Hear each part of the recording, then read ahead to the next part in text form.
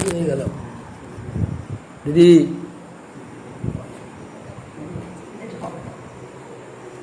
সবগুলো আমার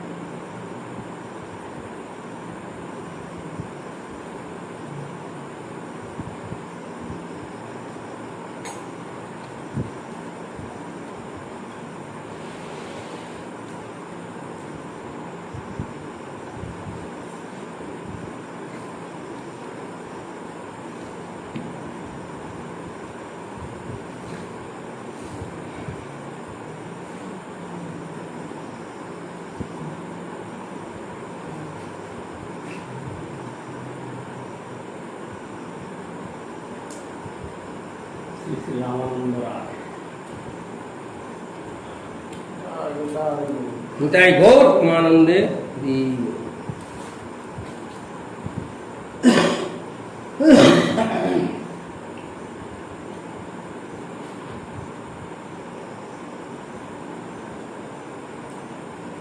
রাজা শ্রী প্রতাপরুদ্রের অধীন পূর্ব পশ্চিম গোদাবরীর বিশ্বস্ত শাসনকর্তা রামানন্দ রায় মহাপুরুষ যখন দক্ষিণ দেশে যাত্রা করে যে সার্বভৌম ভট্টাচার্য তাকে বিশেষ অনুরোধ করেন তিনি যেন শ্রী রামানন্দ রায়ের সঙ্গে মিলিত আশ্চর্য যে পুষলে করে এখানে আইন একের পরে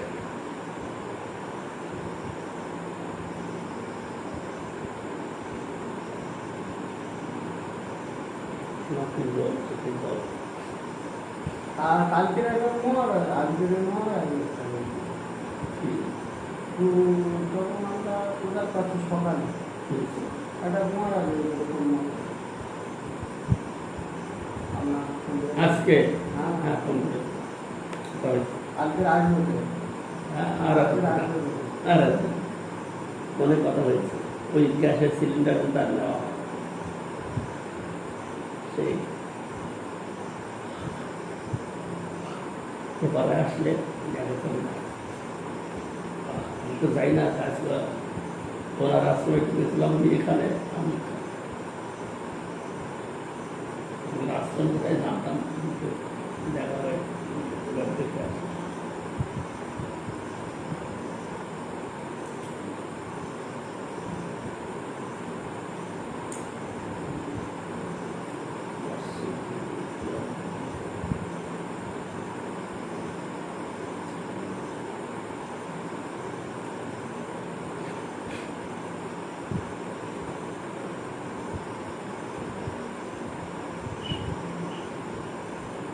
তোমার সঙ্গের যোগ্য একজন পৃথিবীতে রসিদ্ধত্ব নাই তার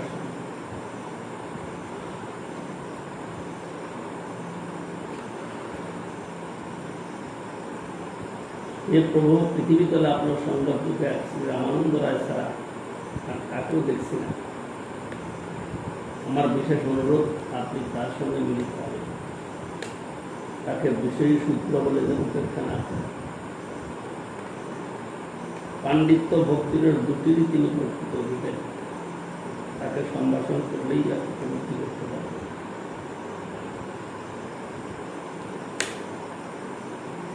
শ্রী মহাপ্রভু দক্ষিণ দেশ অভিমুখে যাত্রা করে নাম প্রেরণীকরণ করতে করতে এলেন পশ্চিম গোদাবরীর তীরে।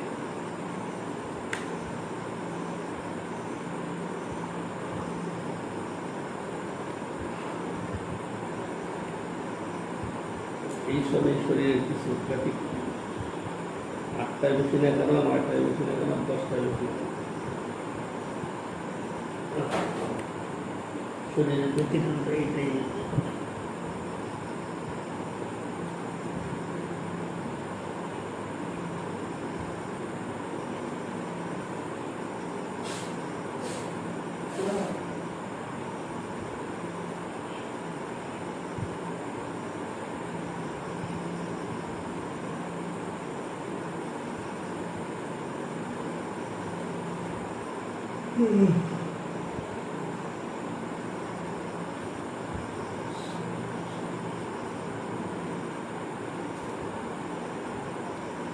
ঘুরি ঘুরি সব কর্মকাণ্ড।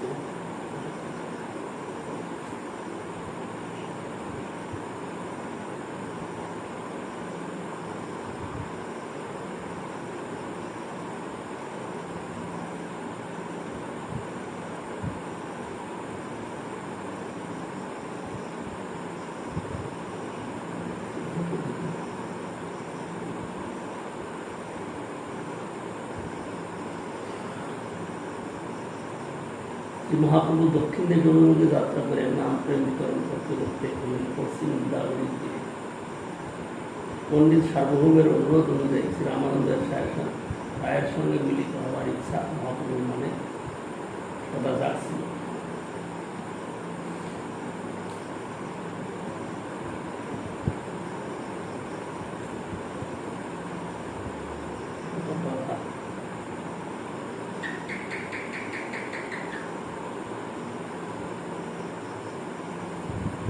শ্রী মহাপ্রভু গোদাবরী মনোহর তটে এক বৃক্ষমূলে বসে আছেন। তার অগ্রকান্তিতে চতুর্দিক যেন আলোকিত হচ্ছিল। এমন সময় অনধিদূরে রাজপথ দিয়ে স্নান করতে যাচ্ছেন শ্রী রামানন্দরা, সঙ্গে বৈদিক ব্রাহ্মণগণ ও বিবিধ বাজনা। শ্রী রামানন্দ রায় দূর থেকে বৃক্ষমূলক ভূমিষ্ঠ দিব্য কান্তিযুক্ত সন্ন্যাসীবর্গকে একদৃষ্ট দর্শন করলেন।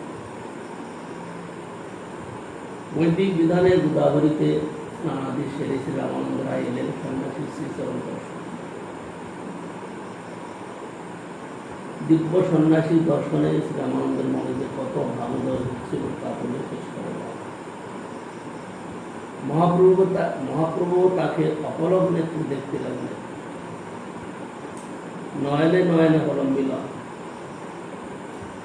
অতঃপর শ্রী রামানন্দ পালকি থেকে নেমে শ্রী মহাপ্রভুর চরণে দণ্ডবোধ করলেন। মহাপ্রভু তাকে আলিঙ্গন করার জন্য উদ্গ্রীব হলেন, কিন্তু বহিরঙ্গ লোক দেখে ধৈর্য ধারণ করলেন। মহাপ্রভু রামানন্দ রায়কে ভূমি থেকে তুলে জিজ্ঞাসা করলেন, তুমি রাম রায়? হ্যাঁ প্রভু। সেই সূত্র মহাপ্রভু গাঢ় আলিঙ্গন করলেন, বললেন, আমার এত দূরে আসবার উদ্দেশ্য সিদ্ধ হল। হ্যাঁ প্রভু, এই অধম সূত্রের প্রতি এত দয়া কেন? পুরীতে পণ্ডিত সার্বভৌমের নিকট তোমার মহিমা শুনেছি, তোমার মতো রসিক ভক্ত দ্বিতীয় নয়, সার্বভৌম বলেছে।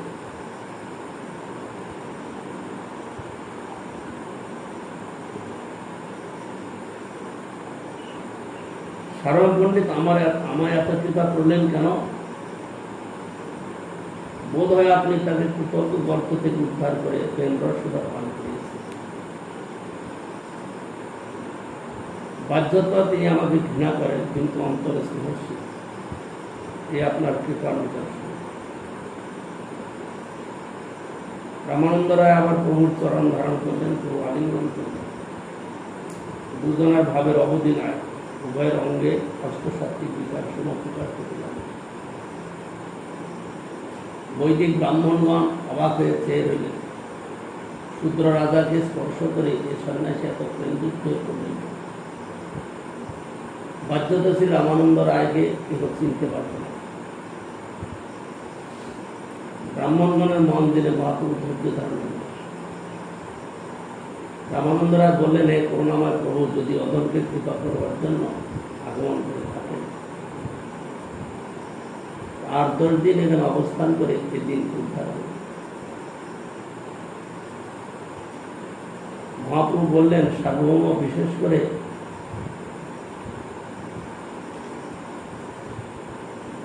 তোমার সঙ্গ করবার জন্য বলেছিল, তোমাকে দেখে আমার যাবতীয় আকাঙ্ক্ষা পূর্ণ হয়। এমন সময় একজন ব্রাহ্মণ মহাপ্রভুকে মধ্যাহ্ন ভোজনের জন্য আমন্ত্রণ জানান। মহাপ্রভু রামানন্দ রায়কে পুনর্বার মিলবার জন্য বলে ব্রাহ্মণ দিয়ে। শ্রী রামানন্দ রায় হলেন ভবানন্দ রায়ের পুত্র। ভবানন্দ পূর্বে পাণ্ডুরাজ ছিল, তার 5 পুত্র পঞ্চ পাণ্ডব। রামানন্দ, গোপীনাথ, কলানিধি, সুধানিধি, পানি। ভবানন্দ রায় 5 পুত্রকে মহাপ্রভুর শ্রীচরণে সমর্পণ করেছে। ভবানন্দ রায়ের পত্নী কুন্তী দেবী ছিলেন। শ্রী মহাপ্রভু অপরাহ্ন স্নানাদি সেরে গোদাবরী পথে সেই তীর্থমদের রামানন্দ রায় এক ভৃত্যের সঙ্গে মহাপ্রভুর শ্রীচরণ সম্বন্ধে জানেন। রামানন্দ রায় দণ্ডবোধ করতে মহাপ্রভুকে তাকে গাঢ় আলিঙ্গন করে ঘরে বসালেন। অনন্তর দুজনে প্রেমানন্দ মধ্যে কৃষ্ণ কথা আলাপ করতে লাগলেন।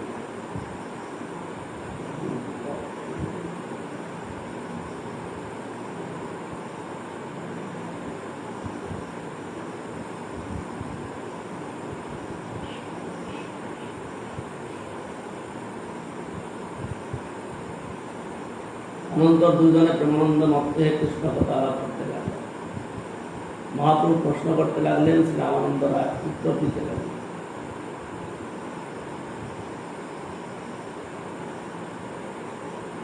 শ্রী রামানন্দ রায় সাধ্য তত্ত্বের উত্তরে প্রথমত বর্ণ আশ্রম ধর্ম উল্লেখ করেন। পরপর কর্মার্পণ, নিষ্কাম কর্ম, জ্ঞান নিষ্ঠা, জ্ঞান শূন্য ও শুদ্ধাভক্তির কথা। মহাপ্রভু পূর্বোক্ত কোনটিকে সাধ্য সার বলে স্বীকার করলেন। অতঃপর শ্রী রামানন্দ রায় শুদ্ধ কৃষ্ণ ভক্তি দাস্য সত্যপাঠ ও মধুরতির কথা বললেন। মহাপ্রভু বললেন, আরো বল। রামানন্দ রায় মধুরতিতে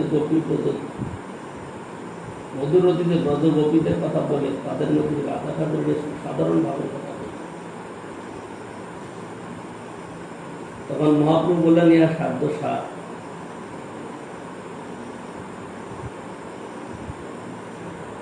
আর কিছু বলো। শ্রী রামানন্দ রায় বলতে লাগলেন, রাধাই কৃষ্ণ প্রেম কল্পলতিকা স্বরূপী এবং সতীগণ শীলতা পল্লব পুষ্পকারী। শ্রীকৃষ্ণ রসরাজ, রাধা মহাভাব স্বরূপ। রসরাজ ও মহাভাব মিলিত অবতার যিনি স্থলপূর্বক আমাকে নাচাচ্ছেন। মহাপ্রভু উঠে রামানন্দের মুখ হস্তে চাপা দিয়ে আর বলতে নিষেধ করলেন। বললেন, যথেষ্ট, আর বলতে হবে। এ রাত্রির মতো কথোপকথন শেষ করে দুজন শয়ন করতে। পরদিন সন্ধ্যাকালে পুনঃ শ্রী রামানন্দ রায় শ্রী মহাপ্রভুর চরণপান থেকে দণ্ডবোধ করলেন। মহাপ্রভু উঠে গাঢ় আলিঙ্গন করলেন, তারপর কথা আরম্ভ করলেন। মহাপ্রভু প্রশ্ন করতে লাগলেন এবং রামানন্দ রায় তার উত্তর দিতে লাগলেন। প্রশ্ন করছেন কি, বিদ্যার মধ্যে কোন বিদ্যা শ্রেষ্ঠ? কৃষ্ণ ভক্তি বিদ্যাই সর্বশ্রেষ্ঠ। জীবের কীর্তি কি? শ্রীকৃষ্ণদাস পদবী সর্বশ্রেষ্ঠ কীর্তি। জীবের পরম ধর্ম কি? রাধা গোবিন্দের প্রেমী পরম ধর্ম। জীবের সর্বাপেক্ষা দুঃখ কি? কৃষ্ণ ভক্তির বিরোধ। জীবের মধ্যে সর্বশ্রেষ্ঠ মুক্ত কে? কৃষ্ণ প্রেমিকই মুক্ত শিরোমণি। গানের মধ্যে কোন গান শ্রেষ্ঠ? রাধা গোবিন্দের লীলা গান। জীবের সর্বশ্রেষ্ঠ মঙ্গল কি? কৃষ্ণ ভক্তের সঙ্গ।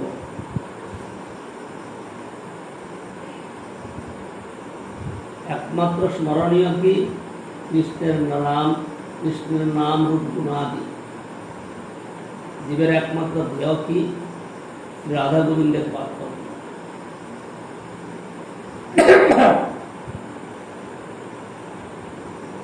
জীবের শ্রেষ্ঠ বাসস্থান কোথায়? শ্রীকৃষ্ণ লীলা। জীবের শ্রেষ্ঠ শ্রবণের বিষয় কি? রাধা গোবিন্দের প্রেম লীলা। জীবের একমাত্র কীর্তনীয় কি? রাধা গোবিন্দ নাম। মুমুক্ষুর গতি কি? স্থাবর দেহ দেবদেহ। জ্ঞানীয় ভক্তের বৈশিষ্ট্য কি? রসজ্ঞ কার? জ্ঞান নিম্ব ফল খায়। রসজ্ঞ কোকিল ভক্ত প্রমাণ মুকুল রস পায়। অতঃপর মহাপ্রভু রামানন্দ রায়কে বসরাজ পদ্মসনে রামানন্দ রায় মুক্তিত করতে কিছুক্ষণ পরে জ্ঞানকে দীর্ঘস্তর স্থিতি করতে পারে। মহাপ্রভু রামানন্দ রায়কে এই সব যুগের কথা ভ্রমণ রাখতে করলেন। মহাপ্রভু বিদায় চাইলেন। রামানন্দ রায় কেঁদে চরণতলে লুটিয়ে পড়ে বলতে লাগলেন, তুমি স্বতন্ত্র ঈশ্বর, তোমার লীলাকে বুঝতে পারে। একমাত্র প্রার্থনা দাসের দাস করে শ্রীচরণ সেবা করতে পারে। মহাপ্রভু বললেন, তুমি বিষয় ত্যাগ করে লীলা চলে এসো, কথায় দুজনে নিরন্তর কৃষ্ণ কথা বলে সেদিন কাটাবে। এই বলে মহাপ্রভু দক্ষিণ দেশের তীর্থ ভ্রমণ করে।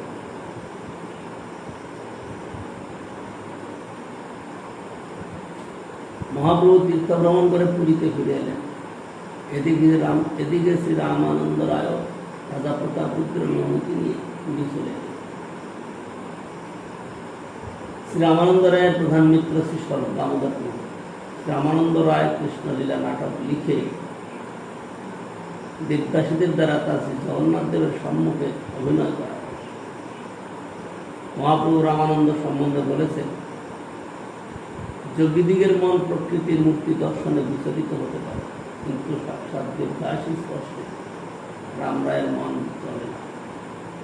রামানন্দ রায় ও শ্রী স্বরূপ দামোদর প্রভু অন্তলীলার সাথী। রামানন্দের কৃষ্ণ কথা স্বরূপের গান বিরহ বেদনায় প্রভু আখের প্রয়াস। মহাপ্রভুর অন্তর্ধানের পর শ্রী রামানন্দ রায়ের কথা। হেনকালে প্রভুর অন্তর প্রদর্শনের কথা শুনি অঙ্গ আচারিয়া রাজা লুকায়ের ধরণী শিরে পরাঘাত করি হইল অচেতন, রায় রামানন্দ মাত্র রাখিল জীবন।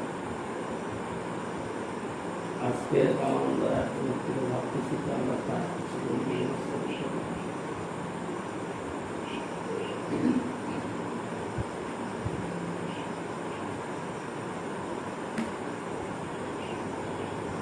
এরপরে সেদিকে আমরা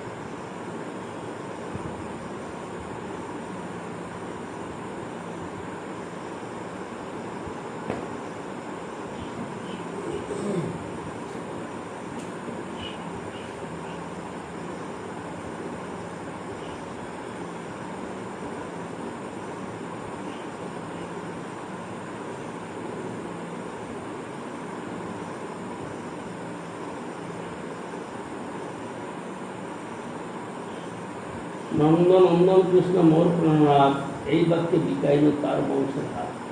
তোমার কি কথা? তোমার গ্রামের কুকুর সেও মোর প্রিয়, অন্যজন প্রকৃতি।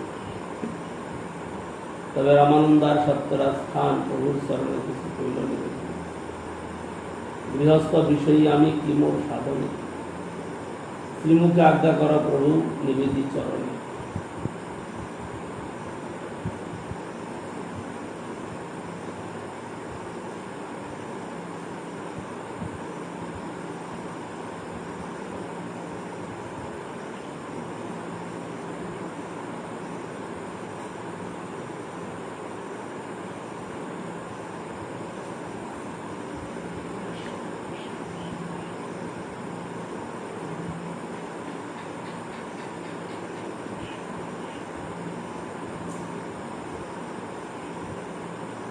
প্রভু কহেন কৃষ্ণ সেবা বৈষ্ণব সেবন, নিরন্তর কর কৃষ্ণ নাম সংকীর্তন। সত্যরাজ বলে বৈষ্ণব চিনিব কেমনে, কে বৈষ্ণব কহ তার সামান্য লক্ষণ। প্রভু কহেন যার মুখে শুনি একবার কৃষ্ণ নাম, সেই পূজ্য শ্রেষ্ঠ সভা।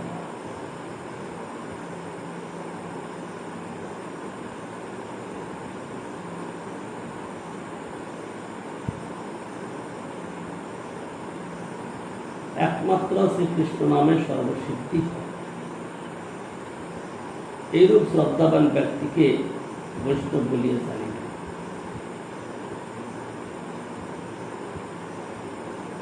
যেহেতু ঐরূপ শ্রদ্ধায় বৈষ্ণবত্বের প্রারম্ভিক যোগ্যতা প্রদান করে, কিন্তু তৎসত্ত্বেও কৃষ্ণ নামে তাহার কোমল শ্রদ্ধার প্রাকট্যবশত তিনি নিরন্তর নাম গ্রহণ করেন। শ্রীরূপ গোস্বামী প্রভু স্বকৃত উপদেশামৃতে কৃষ্ণেতি যশ গিরিতম মনসা দৃত দীক্ষাস্তিস্তে, যিনি শ্রীনামকে অপ্রাকৃত চিন্তাবনী কৃষ্ণ চৈতন্য রসবিগ্রহ পূর্ণ শুদ্ধ নিত্য মুক্ত এবং নাম নামিত অভেদ জানিয়া পরম শ্রদ্ধার সহিত অর্চন করে, পরন্তু নিজ বদ্ধবস্থা হেতু ভক্তি সিদ্ধান্ত বিচার রহিত হইয়া ভক্তির উপাদানগুলিকে ও শুদ্ধ ভক্তকে সম্পূর্ণ অপ্রাকৃত বলিয়া বুঝিতে পারেন না।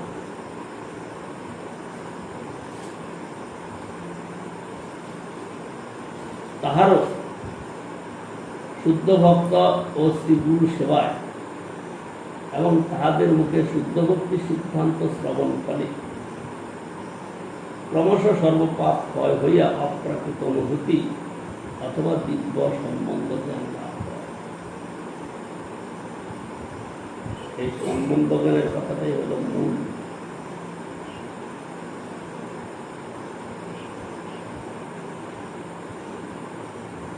সম্বন্ধ জ্ঞান বিনা ভক্তির লেশ আভাস পায়। নাম আভাস হতে পারে, কিন্তু ভক্তির লেশ আভাস হয়। সম্বন্ধ কথাটা কার সঙ্গে?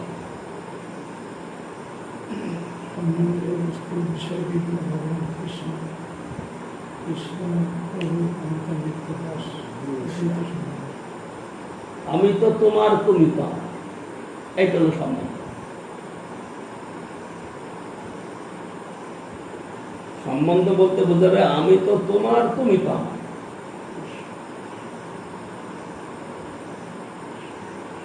জগতে পাওয়া যাবে না।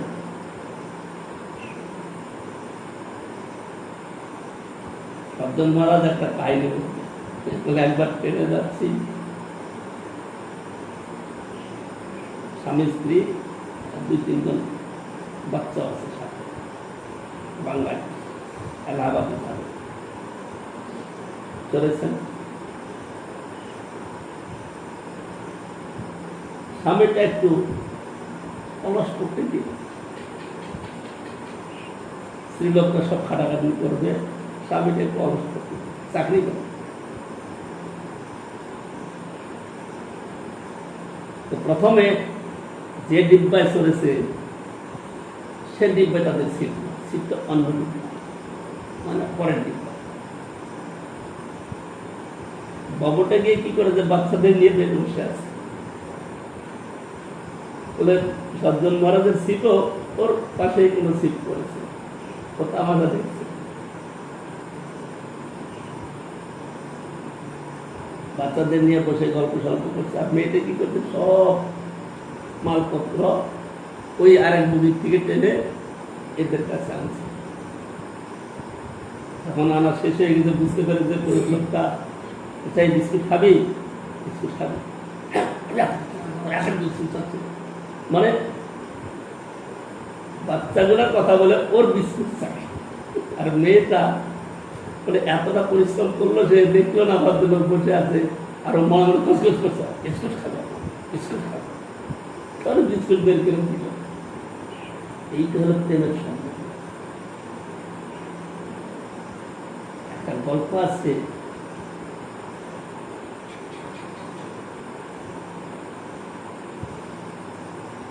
স্বামীটা বিনা বাজায়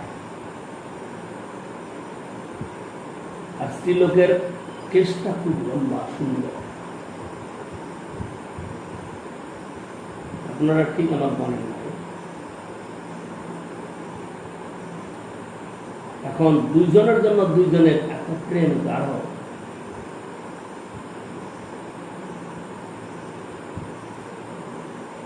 শেষে কি করলো,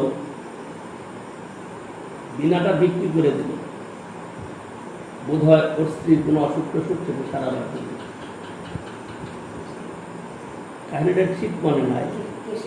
চিরুনি কিনে দিল, হ্যাঁ, চিরুনি কিনে দিল, চিরুনি কিনে। আর মেয়েটা কি করলো, গিয়ে পুরো চুলটাই কেটে দিয়ে আসে, কেটে দিয়ে বিক্রি করে দিল। এটা কাহিনীটা ঠিক মনে, একে বলে প্রেম। আমি তো তোমার, তুমি তো আমার, তোমার সুখের জন্য আমার সব। পত্রিকাও বলছেন তোমার সুখের জন্য আমার সব, পত্রিকাও বলছেন তোমার সুখের জন্য আমার সব। এটা জগতে পাওয়া যাবে না, গল্প মাত্র। কোথায় পাওয়া যাবে?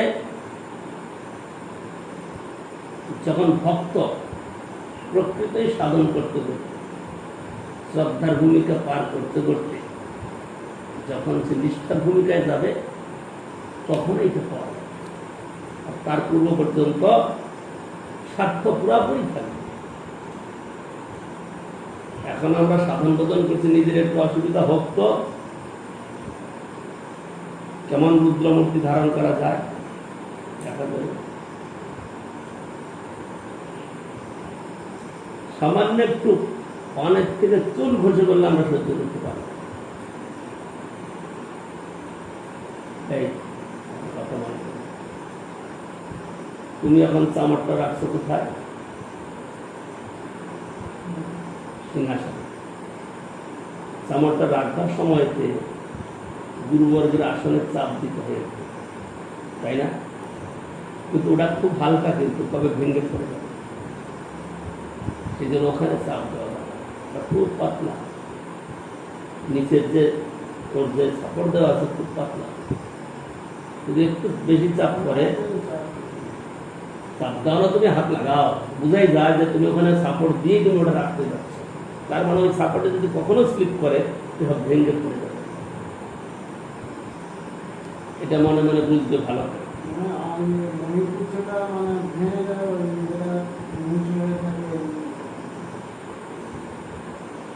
তুমি রাখছো তাতে আমি দোষারোপ করছি না, কিন্তু ওখানে হাত দেওয়াটাই দোষারোপ করছি। ওটা হলো হালকা, ওর মধ্যে যে কাঠটা লাগানো আছে একেবারে নিচে কাঠটা পাতলা। ওখানে 5 কিলো ওজন যদি পরে ভেঙে পড়ে। 5 কিলো ওজন মানে তুমি তা যদি তুমি ওখানে সাপোর্ট নিতে চাও, তাহলে তো ওখানে মোটা কাঠ লাগিয়ে দিতে হবে ওই পর্যন্ত, আসন পর্যন্ত এরকম করে মোটা কাঠ লাগাতে হবে সাপোর্ট। ওখানে যে লাগানো চাই না পাতলা কাঠ, ওটা 2 কিলো 3 কিলোর চাপ করলেই ভেঙে পড়ে। পরে যেমন ওই দিকে যে সাপোর্টটা রেখেছে সেইটা, এটা ভাঙার কথা নয়। আসনটা, আসন নিচে যে সাপোর্ট সেটা ভেঙে যায়। সেটা বুঝে আর ওই সামনের উপরে থেকে উঁচু হয়ে যায়,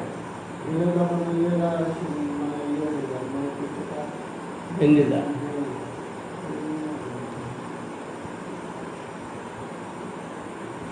তো সেই জন্য আমাদের যে ভাব, এখানে বলছেন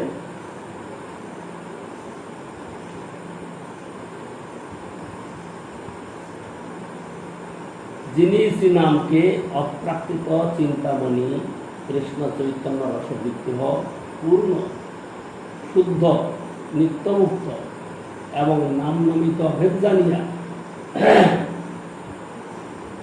পরম শ্রদ্ধার সহিত অর্চন করে।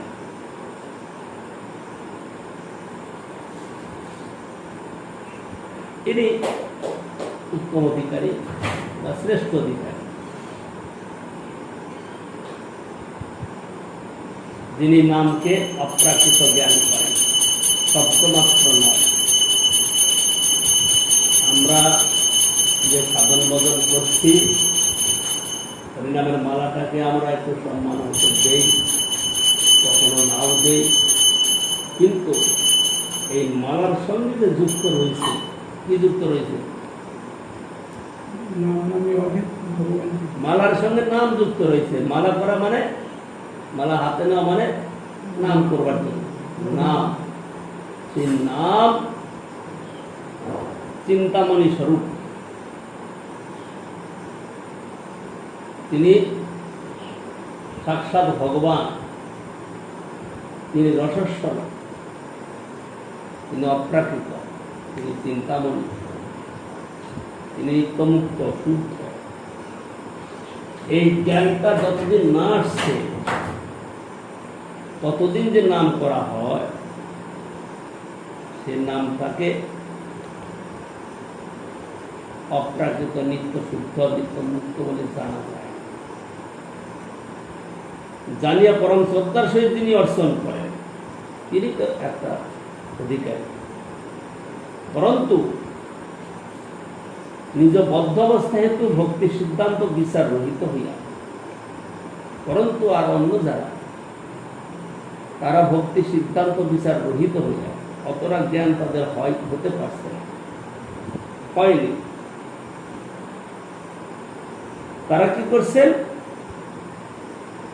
ভক্তির উপাদানগুলোকে ও শুদ্ধ ভক্তকে সম্পূর্ণ অপ্রাকৃত বলিয়া বুঝিতে পারেন।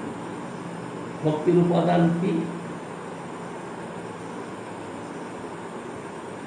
এখানে বলছেন ভক্তির উপাদানগুলিকে।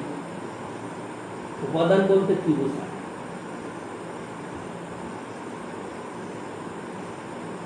বস্তু। উপাদান বলতে কি বোঝায়? সামগ্রী বস্তু। ভক্তির উপযোগী যেসব বস্তু সামগ্রী, তাকে অপ্রাকৃত বলে জানতে পারে। ভক্তির অনুকূলে যা কিছু আছে, ভগবত সেবার অনুকূলে, সব অপ্রাকৃত বস্তু। এই বোধটা তাদের আসে। তারা বিচার রহিত ভক্তির উপাদানগুলিকে এবং শুদ্ধ ভক্তকে সম্পূর্ণ অপ্রাকৃত বলিয়া বুঝিতে পারেন না। এখানে আবার শুদ্ধ ভক্ত বলছে, কিন্তু শুধু ভক্ত বললে হবে না। শুদ্ধ ভক্তকে যার মুখে একবার কৃষ্ণ নাম শোনা যায়, সে শুদ্ধ ভক্ত। এইরকম শুদ্ধ ভক্তকে অপ্রাকৃত বলে বুঝতে পারে না। কিন্তু কারো বক্তব্য বলছেন, তাহারও শুদ্ধ ভক্ত শ্রী গুরু সেবায় এবং তাহাদের মধ্যে শুদ্ধ ভক্তি সিদ্ধান্ত শ্রবণ ফলে ক্রমশ সর্বপাপ ক্ষয় হইয়া আর অপ্রাকৃত অনুভূতি অথবা দিব্য সম্বন্ধ জ্ঞান। আমরা অনাদিকাল থেকে বদ্ধ হয়ে সংসারে ভ্রমণ করছি, সুতরাং আমাদের সম্বন্ধ জ্ঞানের অভাবটা তো প্রকট। আমাদের সম্বন্ধ রয়েছে কার সঙ্গে? দেহ, দেহ সম্বন্ধ বস্তু, আমি এবং আমার, এতে আমাদের সম্বন্ধ। কিন্তু এই সম্বন্ধের চেঞ্জ হবে কি? আমি এবং তুমি। আমি তো তোমার, তুমি তো আমার, এই সম্বন্ধে স্থির হবে তখন যখন শুদ্ধ ভক্তের মুখে শ্রী গুরুপাদ পদ্মের সেবায় এবং তাহাদের মুখে শুদ্ধ ভক্তি সিদ্ধান্ত শ্রবণ ফলে ক্রমশ সর্বপাপ ক্ষয় হবে। শুধু শ্রবণ নয়, শ্রবণ করে সেটাকে কি অনুশীলন, এটাকে পালন করা। অনুশীলন করলে, পালন করলে সর্বপাপ ক্ষয় হবে, তারপরে গিয়ে অপ্রাকৃত অনুভূতি আসবে। সেই অনুভূতিটা দিব্য জ্ঞান, দিব্য সম্বন্ধ জ্ঞান। সম্বন্ধ জানিয়া ভজিতে ভজিতে অভিমান হউদু। সম্বন্ধ জ্ঞান বিনা কোন কর্মে ভক্তি হবে না। ভক্তি করতে গেলে প্রথম সম্বন্ধ চাই। সম্বন্ধ কার সঙ্গে? কৃষ্ণের সঙ্গে। কৃষ্ণ একলা বস্তু নয়, কিন্তু কৃষ্ণ কি একলা? তাহলে আর কি আছে? পরিকর ভক্ত, তদীয় বস্তু। তদীয় বস্তু সবই কৃষ্ণের সঙ্গে যুক্ত। এইটা হলো সম্বন্ধ। চরাচর যা কিছু আছে সব কৃষ্ণের সঙ্গে যুক্ত। এইটা হলো সম্বন্ধ। সেই ভূমিকাটা, সেই সম্বন্ধ জ্ঞানের ভূমিকাটা আজকে, তাহলেও আমরা শুদ্ধ ভক্ত মুখে এবং শ্রী গুরুপাদ পদ্মের সেবায় ও তাহাদের মুখে শুদ্ধ ভক্তি সিদ্ধান্ত শ্রবণ করতে করতে ক্রমশ সর্বপাপ ক্ষয় হবে এবং অপ্রাকৃত অনুভূতি বা দিব্য জ্ঞানের উদয় হবে। এটা হলো সিদ্ধান্ত।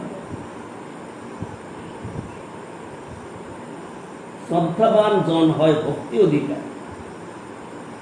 প্রথম শ্রদ্ধা। শ্রদ্ধাটা আবার শ্রদ্ধার ব্যাখ্যা করেছেন, শ্রদ্ধা শব্দে বিশ্বাস করে সুদৃঢ় নশ্বর। কৃষ্ণে ভক্তি কইলে সর্বকর্ম কৃত হয়। এইটা হলো শ্রদ্ধা।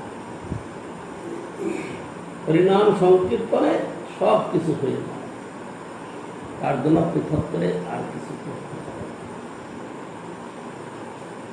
যাগ যজ্ঞ আদি বা অন্য কোনো ব্রত আদি কিছু করতে হবে না।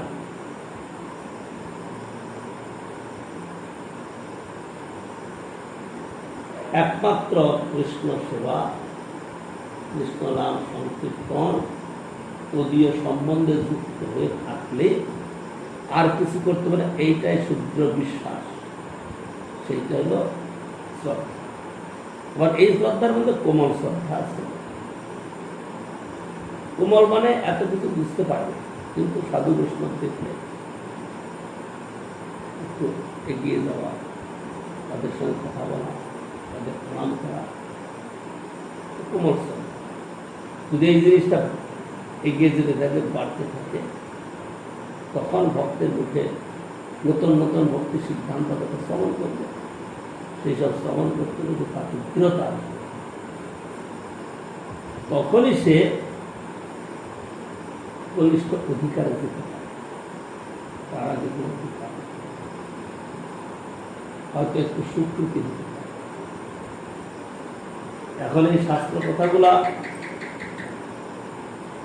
খুব কঠিন, আমরা সহজভাবে নিতে চাই। সহজভাবে নিয়ে আমাদের জীবনটা কাটিয়ে দিতে চাই। জীবন তো সকলেরই কেটে যাবে, কার কাটে? কিন্তু এটা উদ্দেশ্য, সেটা সফল। এই কথাটা আমাদের মধ্যে, শতভাগের মধ্যে, মানে লক্ষ ভাগের মধ্যে একজনও বুঝতে পারে। লক্ষ লক্ষের মধ্যে একজনও বুঝতে পারে। কেউ বা ভক্তিকামী, কেউ বা মোক্ষকামী, এই নিয়ে চলছে। কিন্তু এই যে সম্বন্ধ জানিয়া ভজিতে ভজিতে অভিমান করতু, আমি তো তোমার, কিন্তু আমার, ধনে এই অনুভূতি, এই জ্ঞান, এই দৃঢ়তা,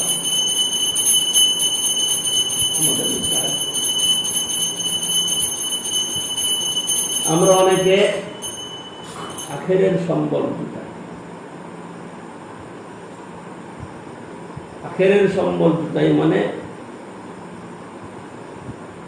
ভগবানের উপরে বিশ্বাসের অভাব, কৃষ্ণের উপরে বিশ্বাসের অভাব। তার জন্য আমরা কিছু সম্বল জুটিয়ে রাখার চেষ্টা করছি, পরবর্তীতে আমাদের কেউ দেখবে, কমসে কম টাকাটা থাকলেও কেউ দেখবে, টাকার লোক দেখবে। শুদ্ধ ভক্তির বা শুদ্ধ ভক্তের কথা নয়। যারা শুদ্ধ ভক্ত বা শুদ্ধ ভক্তির কথা আলোচনা করবে তারা তুমি তো আমার, আমি তো তোমার, এই জ্ঞানটা প্রস্ফুটিত হয়। এই জ্ঞানের মধ্যে স্থির হয়ে তারা জীবন কাটাবে। এইভাবে যে জীবন কাটায় তবেই তাদের অধিকার উন্নত হতে থাকবে, আর তা না হলে পরে অধিকারের দিকে তাদের লক্ষ্যই থাকবে না।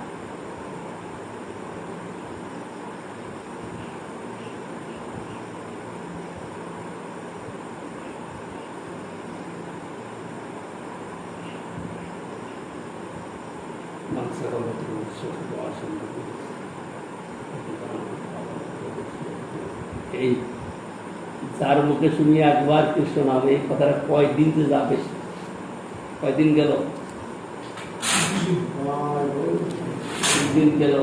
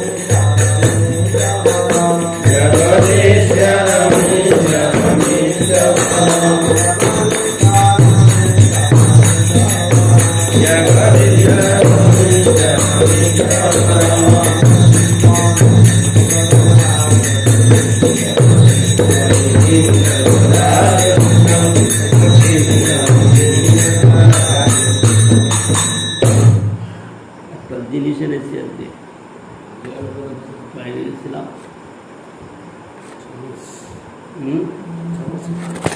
দেখুন কি আছে। কৃষ্ণ হরে কৃষ্ণ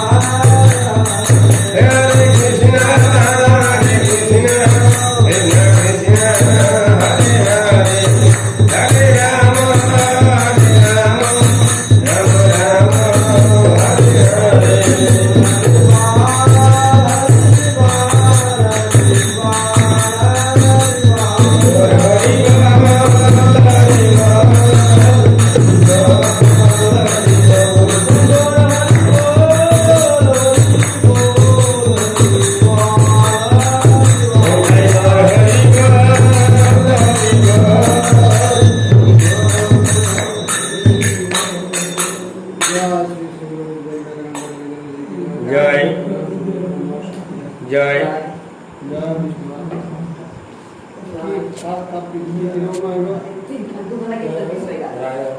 জিয়ানিটার প্রেম ধনুটা আর দেখো দেখো দেখো গৌরাঙ্গ চান্দের লীলা রায় আমাদের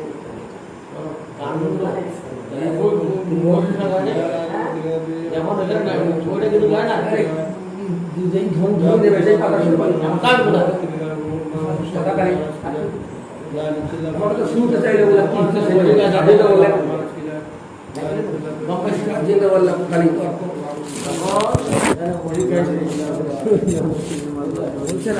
কি সেইটা